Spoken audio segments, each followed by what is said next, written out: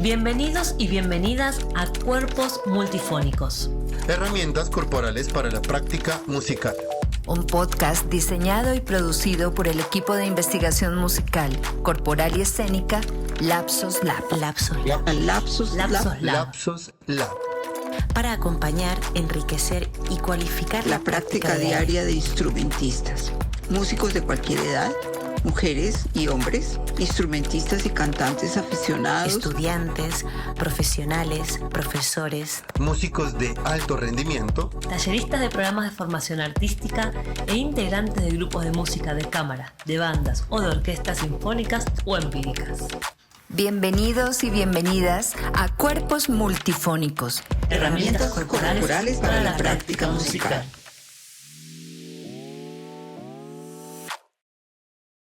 En el episodio de hoy, partimos de la conversación del capítulo anterior sobre la educación musical con relación al rol que el cuerpo tiene en ello, para construir un camino hacia la creación propia de sonido. Hablamos también con Ayelen García y Elena Saavedra sobre cuáles parámetros podrían ser comunes a la técnica en la interpretación de las cuerdas frotadas. No olvides que puedes apoyarnos siguiendo nuestras redes sociales o donando en nuestras cuentas de Patreon y PayPal.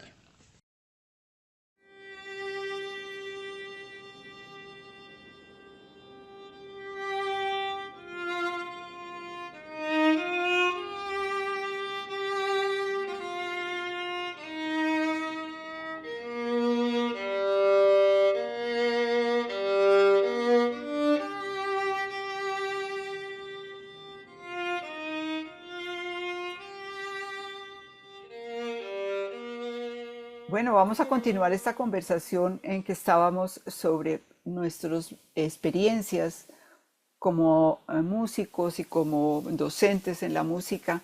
Y quisiera preguntarle a Aye por qué la formación profesional de los músicos deja a un lado. ¿Qué piensas tú de por qué la formación de los músicos deja a un lado lo que los métodos de iniciación habían ofrecido durante toda esta parte de la formación para involucrar el cuerpo? ¿Cuál podrá ser esas razones? ¿Cuáles podrán ser? Bueno, yo realmente me pregunto mucho porque no tengo como una respuesta del por qué lo dejan afuera. Me da la sensación que siempre se hincapié en la infancia como el momento de desarrollo, entonces hay que dar toda la información, todas las bases en la infancia porque para tener como formado el niño, la niña, y después ya se lo deja libre en el camino, digamos. Y para mí fue una gran pregunta, porque cuando yo me encontré con el cuerpo, muchísimos años después de estudiar música, ¿no? Como muchos años después de haber estudiado en el conservatorio, como que empecé a pensar, no puede ser que no nos hablen del cuerpo, porque en realidad un músico su instrumento lo ejecuta con su cuerpo. No hay otra forma de relacionarse con el instrumento si no es corporal. Entonces, para mí es el gran ausente y es como y es la pregunta de cómo creen sí, ¿qué pasaría si nos enseñaran a tener conciencia corporal? ¿Qué pasaría con el instrumento? ¿Qué pasaría con la relación con el instrumento, con la creación, con la emoción, con la interpretación? ¿Cambiaría? Nosotros nos lo preguntamos mucho en cuerpos multifónicos y creemos que sí, que cambia todo. Pero bueno, siempre me hago la pregunta de por qué está tan negado en el conservatorio, ¿no? O en los espacios de aprendizaje musical formales. Ajá. Y Brian, ¿en tu experiencia? Mi experiencia también fue muy intensa. Yo pasé muchos años de mi infancia estudiando, muy a gusto, sí, yo disfrutaba mucho cuando era niño las orquestas, porque también había viajes, tenía muchos amigos, pero por otro lado, yo no tenía o no tuve una formación, por lo menos física, muy importante con relación a algún deporte o alguna formación corporal que me diera como este sustento, diría muscular. Entonces yo siento que cuando entré a la universidad y viví esa historia orquestal que es de audiciones, de presentar audiciones y de estar continuamente en conciertos, pues en ese momento yo simplemente asumía que tenía que estar allí sin importar lo que fuera y como nosotros no tenemos un proceso, primeramente diría como de formación corporal, pero luego también de respeto por uno mismo, como que no tuve la oportunidad de poner un límite y decir hasta aquí voy a llegar. Entonces, el presente que vivo ahora, pues es un presente condicionado por ese abuso que, que muchas veces vivimos los músicos, del que somos cómplices, ¿no? Cómplices porque no nos enseñaron a decir, hasta aquí llegué con esto, o me está doliendo, la espalda me está doliendo, el cuello me está doliendo. Entonces creo que es una realidad nos atraviesa en realidad a todos los músicos, no solamente de la música sinfónica, sino pues de todos los instrumentos, porque una de las cosas que creo que, de los temas, pues que siento yo que pueden permear esta investigación es justamente como el entorno del músico, el entorno del artista que aún hoy en todo el mundo, no solamente en Latinoamérica, sino en Europa también, algunas veces es precario, depende de la práctica que tenga, depende del momento histórico que viva y de la suerte o los amigos pues que le acompañan, pues le permite tener un bienestar y un freno, o por el contrario, pues ese, digamos, circuito de privilegios le puede permitir a un músico poner un límite o no. Y pues eso va a marcar mucho el estado corporal y por ende también creativo que pueda llevar a cabo.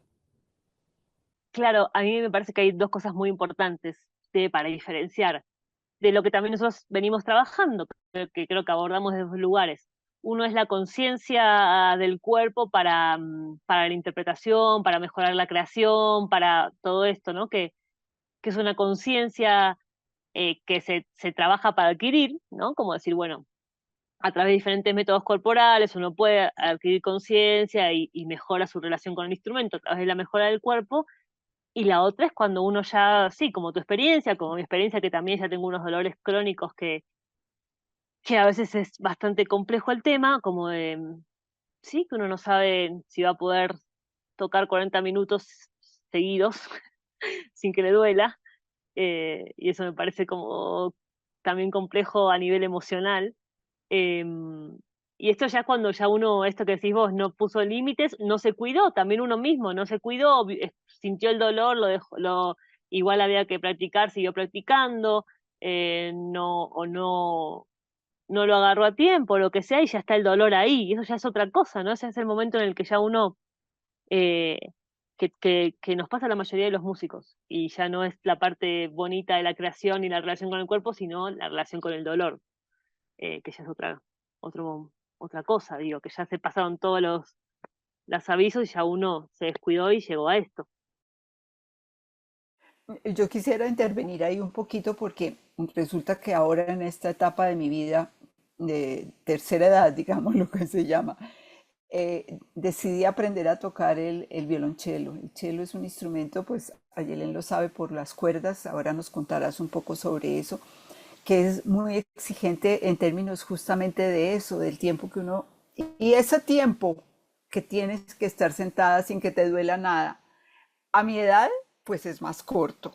Y pues habiendo aprendido a través de los talleres de apropiación, a través del Feldenkrais, a través de otras experiencias que he tenido corporales, pues he podido realmente aprender a dosificar esos tiempos, a pararse y dar una vueltica cuando empieza a doler todo, a observar y mirar su propio cuerpo, el propio cuerpo para saber qué es lo que uno está haciendo, qué está exigiéndole al cuerpo en las repeticiones, por ejemplo, cuántas veces lo tiene que hacer para que le suene bien, pero entonces cuándo debe parar. Todas esas cosas las he aprendido ahora, tarde en la vida, pero pues pienso que es chévere poderle contar a otros, miren, hola, eso hay que hacerlo de otra manera para que no vas a sufrir todo el dolor y esos dolores crónicos de los que tú estás hablando ahora.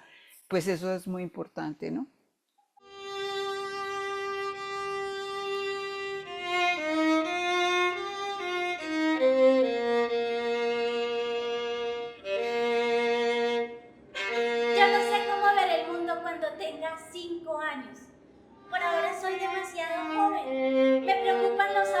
carrera volar por el aire.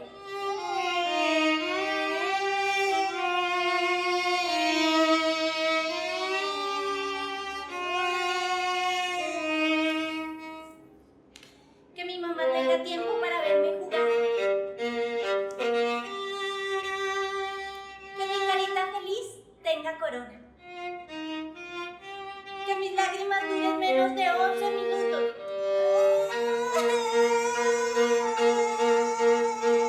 Ya. Que las historias sean contadas como si fuesen sueños. Ya que ustedes dos pues tienen esta experiencia de tocar instrumentos de cuerda, independientemente de que sea el cello o el violín, pues hay elementos comunes. ¿Y qué le dirían ustedes, por ejemplo, a una persona que quiere o que busca esa conciencia, que tal vez no ha tenido el espacio para pensar en ello, para dialogar sobre esta experiencia de cómo percibir el cuerpo, cómo percibir o cómo manejar el peso del arco, el peso del instrumento? ¿Cómo llevar esto a un equilibrio que yo, por ejemplo, siendo flautista, también puedo abordar el tema desde otra perspectiva, pero en las cuerdas frotadas, ¿qué pasa con la vibración, con el peso? Claro, para mí ahí también está como, como el gran descubrimiento, ¿no? Como que siento que, que al entender más mi cuerpo, por haber entrado en todas estas prácticas, sobre todo yo hice mucho tiempo profesión orgánica del ritmo, que fue el espacio en el que yo empecé a encontrarme con mi cuerpo y a conocerlo, y, y empecé a entender cosas como, por ejemplo, el tema del peso, el equilibrio, por ejemplo, claro, es un instrumento súper asimétrico el violín, la verdad. O sea, no hay cómo apoya el brazo levantado, es muy asimétrico y el cuerpo tiende a compensar. O sea, es natural, el cuerpo quiere volver a su equilibrio y tiende a compensar todo el tiempo. Entonces, hay que entender qué está compensando para después volver a equilibrar ese espacio, porque si no, quedamos, le damos mucho peso, por ejemplo, al hombro izquierdo y obviamente que ese hombro, si después nosotros no trabajamos sobre ese hombro va a quedar sentido, porque tuvo un trabajo que fue de un solo lado. Entonces creo que son todas cosas que también trabajamos mucho en Feldenkrais, es verdad, en estos encuentros que hemos tenido, y que me parece muy importante como, como todo el equilibrio y volver a tener el cuerpo en su lugar correcto después de haberlo sometido a un gran desequilibrio que como es tocar un instrumento. Y creo que eso, para mí entender cómo estaba compensando, dónde tenía el peso. eh, a veces cuando no me sale por ahí algún pasaje, pienso, reviso mucho el peso en los dedos, el peso en la mano, eh, sí, los puntos de equilibrio, creo que eso es fundamental. eh, Porque nos olvidamos y en realidad todo tiene que ver con el movimiento, aunque sea un movimiento de motricidad fina, es movimiento. Yo agregaría a eso que dice Ayelen, que me parece tan importante del equilibrio y del peso, agregaría la lentitud. Una de las cosas que tal vez cuando uno es joven no piensa que es como una pérdida de tiempo el hacer las cosas muy despacio, porque en esos movimientos muy lentos, que pueden parecer aburridos en un momento dado, es cuando uno realmente puede poner toda la atención y precisamente la conciencia del movimiento, que si está tocando algún movimiento muy rápido, pues no tiene ese tiempo para observarse y ver qué está haciendo y cómo lo está haciendo. Esa lentitud que también tiene el método Feldenkrais, que me ha parecido por eso tan importante, es darse uno cuenta de cada una de las partecitas pequeñitas que conforman el movimiento, ¿no?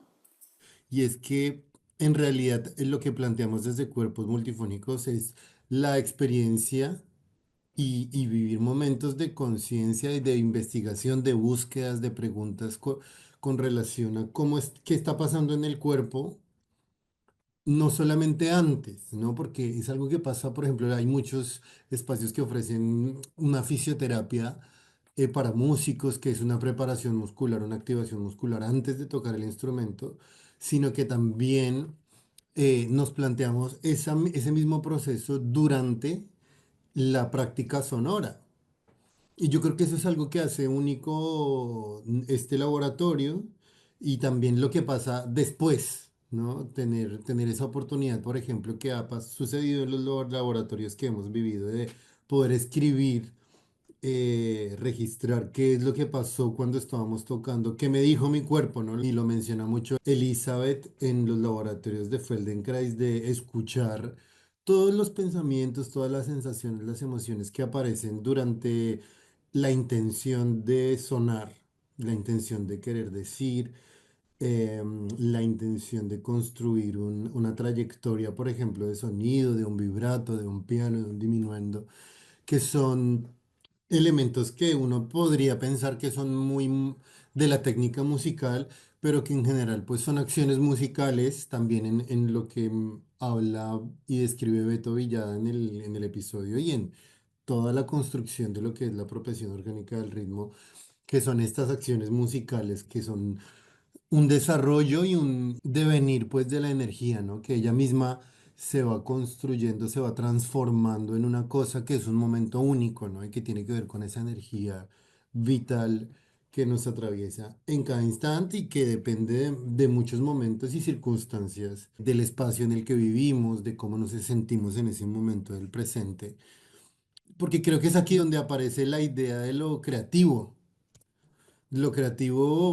pensando también que una partitura que ya está escrita por alguien puede ser interpretada y puede ser intervenida desde un pensamiento de lo creativo, que creo que también entender este cuerpo como mi cuerpo y como mis herramientas, pues le pueden dar vida a una música. Puedo yo componer y puedo yo improvisar desde algo que yo quiera, pero también es verdad que puedo construir una versión mía, ¿no? Y bueno, y más allá de mi propia percepción, yo quiero saber cómo abordan ustedes, cómo resuena en ustedes la creatividad, entendida desde estos términos que estamos dialogando el día de hoy.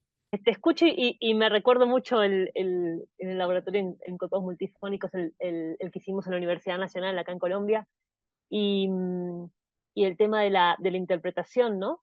Y, y yo me lo pregunto mucho porque pienso como, yo entiendo que haya que tocar ciertas, que el compositor escribe para que se toque de una manera y se diga lo que el compositor quiere contar con esa música y por eso se estudia, para entender la época, el lenguaje, la forma, pero no hay forma de que la interpretación no sea personal, porque uno es un individuo, es un ser que tiene determinada información de todo, no solo de la música, de la vida, de esto que decís, el contexto, que Perdóname, Aye, que te interrumpa, pero también es verdad que en la academia o en espacios también tradicionales, pues hay muchas personas que o están buscando repetir un sonido, una forma de un intérprete, no sé, Manuel Paudo, una escuela específica de música clásica, y por otro lado también, pues hay gente que busca reproducir esta sonoridad de, no sé, la cumbia en los años 90 o en determinada región, como para reproducir el estilo. En el jazz también es esta misma historia.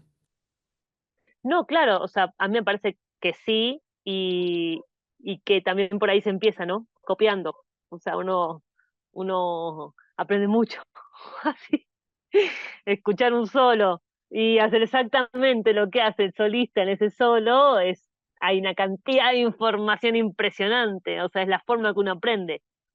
Pero me pregunto si después, al momento de interpretar, uno puede hacerlo como esa persona o uno lo va a interpretar como uno mismo porque no hay otra forma.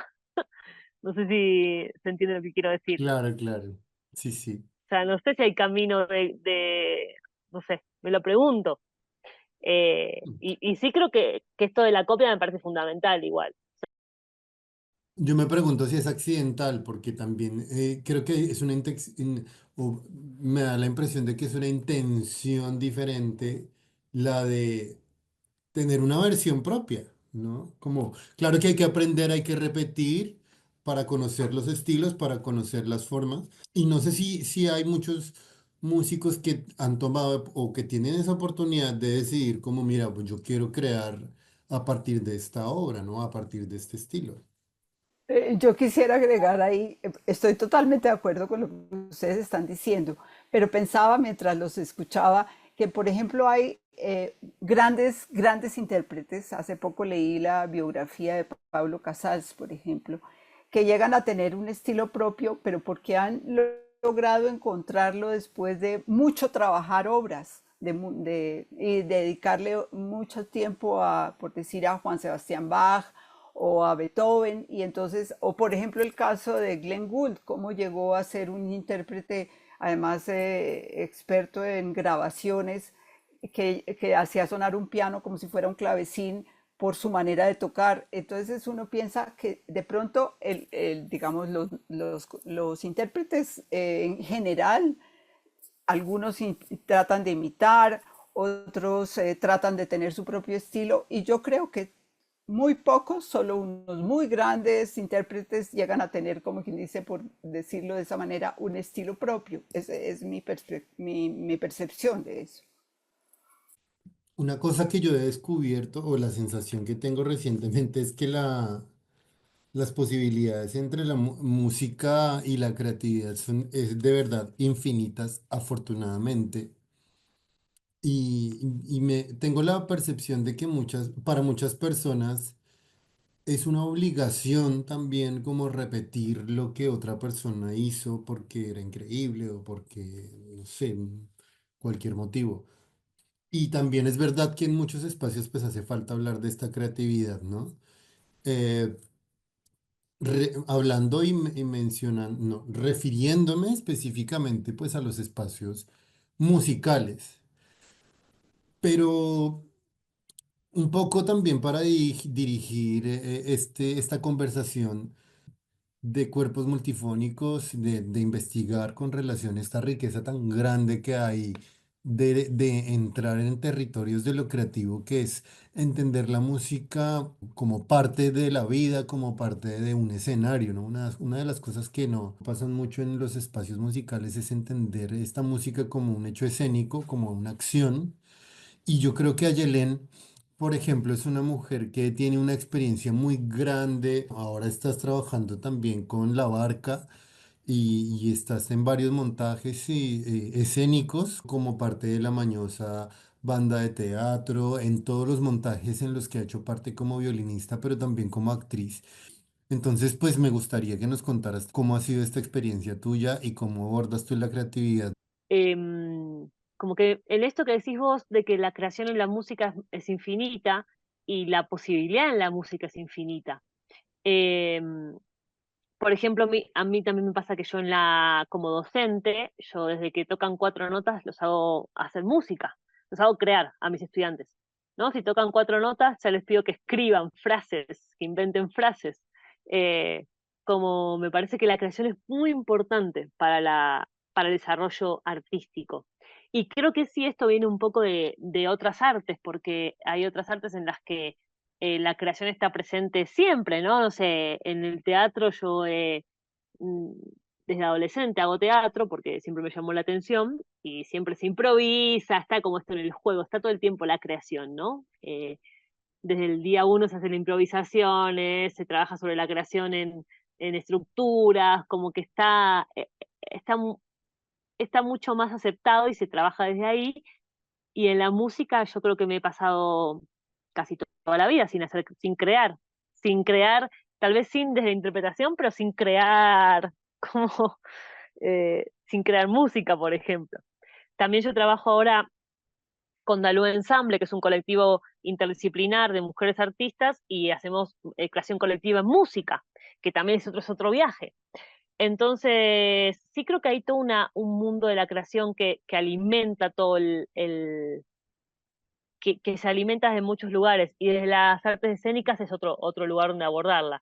Eh, Ahí creo que también está bueno que hay otros estímulos para la música, ¿no? Entonces la música se crea y crece desde otros lugares. Eso me parece interesante, como que para mí lo que es interesante son los caminos, cómo se llegan a las cosas.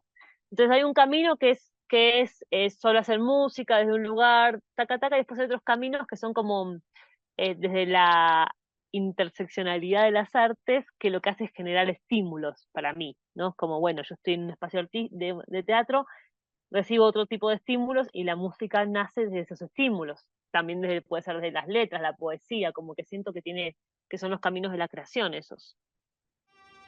No sé cómo veré el mundo cuando tenga yo 5 años, o tal vez algunos más, y me crezcan flores por los ojos cuando la vea bailando entre los tambores, y me acerque con cautela para adivinar su nombre, y ella corra, gritando, que se va y que es para siempre. Pero siga apareciendo cada noche en mis sueños. Yo justo llegué a conocer una terminología recientemente que es la justicia epistémica. Y esta justicia epistémica tiene que ver con la generación de un conocimiento nuevo que no depende de lo que hemos aprendido, por ejemplo, desde la educación occidental. Y creo que mucho de esto que estamos hablando hoy con relación a la creatividad y y algunos elementos que hemos abordado desde la pedagogía tienen que ver con esto.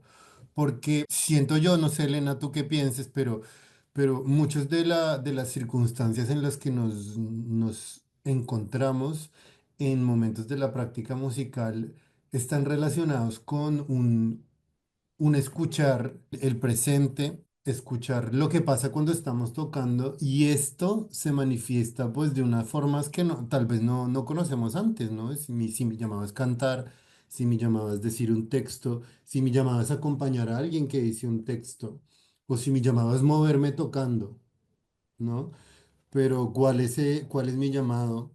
Y y qué dirección puede tomar esto? Creo que es también una postura y una actitud de apertura, ¿no? De entender la realidad de cada persona y también el contexto de los músicos y de los artistas, pues que le invitan a uno a tocar. Bueno, yo oyéndolos a ustedes dos pensaba realmente el tema de ser compositor. De pronto uno tiene un poquito de miedo, digamos, a esa palabra y así como decía Yelen, uno puede improvisar en el teatro o puede de pronto improvisar dibujando.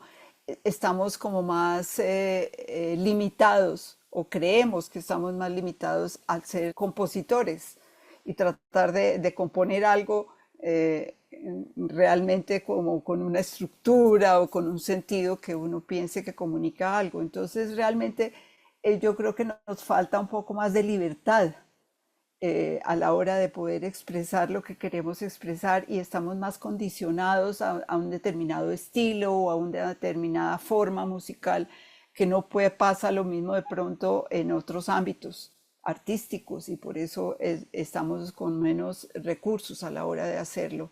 No sé si eso responde algo a lo que nos estaba preguntando Brian. Claro que sí. En realidad, pues siento yo que esta libertad es uno de los principios pues que nos invitan también a compartir en un laboratorio, ¿no? De construir y vivir circunstancias en las que primero hay bienestar, nos sentimos cómodas, cómodos de físicamente a gusto y luego pues desde allí construir, pues empezar a construir un camino para probar y para indagar en esas herramientas que hemos aprendido con el tiempo. No sé, Ayelen, si tú quieres compartirnos también algo para hacer.